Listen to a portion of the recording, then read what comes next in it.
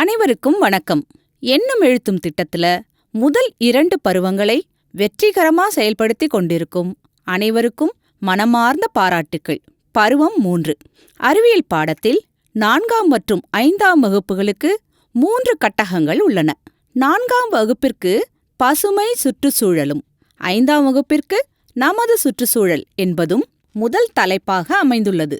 ஆஹா அறிவியல் செயல்பாடு 2 வகுப்புகளுக்கும் சேர்த்து வடிவமைக்கப்பட்டிருக்கு. ஆஹா அறிவியல் செயல்பாட்டின் போது உற்றுநோக்கல், ஆராய்தல், கேள்வி கேட்டல் ஆகிய திறன்களை வளர்க்கும் விதத்துல வடிவமைக்கப்பட்டுள்ள பதாகைகளை ஆசிரியர் பொருத்தமான நேரத்தில் பயன்படுத்த வேண்டும். ஆஹா அறிவியல் நீர் கலந்த பாலா, நீர் கலக்காத பாலா? இந்த ஆஹா அறிவியல் செயல்பாட்டிற்கு ஆசிரியர் 2 வண்ணக் குவளைகளில் நீர் கலந்த பாலையும் நீர் கலக்காத பாலையும் அத்துடன் 2 மை நிரப்பிகளையும் ஓர் எழுது பலகையையும் எடுத்துக்கொள்ள வேண்டும். ஆசிரியர் மாணவர்களை வட்டமாக நிற்க வைத்து அதில் 2 மாணவர்களை அழைத்து எழுது பலகையை சாய்வாக வைக்க சொல்ல வேண்டும்.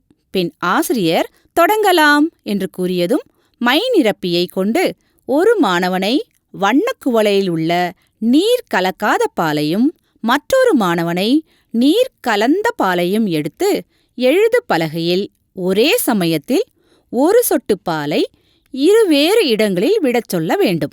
இப்பொழுது ஆசிரியர் உற்றுநோக்கல் பதாகையை உயர்த்தி காட்டி அனைத்து மாணவர்களையும் பால் துளிகளின் நகர்வில் ஏற்பட்ட மாற்றம் என்ன, ஏன், எதற்கு, எப்படி என்ற கேள்விகளை கேட்க வேண்டும். சரியாக பதில் அளித்த மாணவர்களை பாராட்ட வேண்டும். இச்சோதனை மூலம் நீர் கலக்காத பால் எது, நீர் கலந்த பால் எது என்பதை மாணவர்கள் தெரிஞ்சுப்பாங்க. பின்பு ஆசிரியர் தொடர்பணி பதாகையை உயர்த்தி காட்டி சுத்தமான தேனை எவ்வாறு கண்டுபிடிப்பது என்று குடும்பத்தில் உள்ள பெரியவர்களிடம் கேட்டறிந்து வருமாறு கூற வேண்டும். ஆஹா அறிவியல் செயல்பாடு முடிந்தவுடன் தனி வகுப்புகளாக கையாளும் ஆசிரியர்கள் அந்தந்த வகுப்புகளுக்கு உரிய செயல்பாடுகளை மட்டும் மேற்கொண்டால் போதுமானது. பல்வகுப்பு கற்பித்தலை மேற்கொள்ளும் ஆசிரியர்கள் 4ஆம் வகுப்புக்குரிய செயல்பாடுகளை செய்த பின்பு 4ஆம் வகுப்பு மாணவர்களை பயிற்சி நூல் செயல்பாடுகளை மேற்கொள்ள செய்ய வேண்டும். பின்னர் 5ஆம் வகுப்பிற்கு உரிய செயல்பாடுகளை மேற்கொள்ள வேண்டும். வகுப்பு 4 செயல்பாடு 1 கழிவு மேலாண்மை. மாணவர்கள் முன்தயாரிப்பில் கேட்டறிந்து வந்த தகவல்களை கூற செய்து ஆசிரியர் அவற்றின் பெயர்களை வெவ்வேறு வண்ணங்கள்ல கரும்பலகையில் எழுதணும். கரும்பலகையில் எழுதியதை தொடர்ந்து உங்க வீட்ல தூக்கி போடுற இந்த குப்பைக்கெல்லாம் வேற ஒரு பேர் இருக்கு தெரியுமா?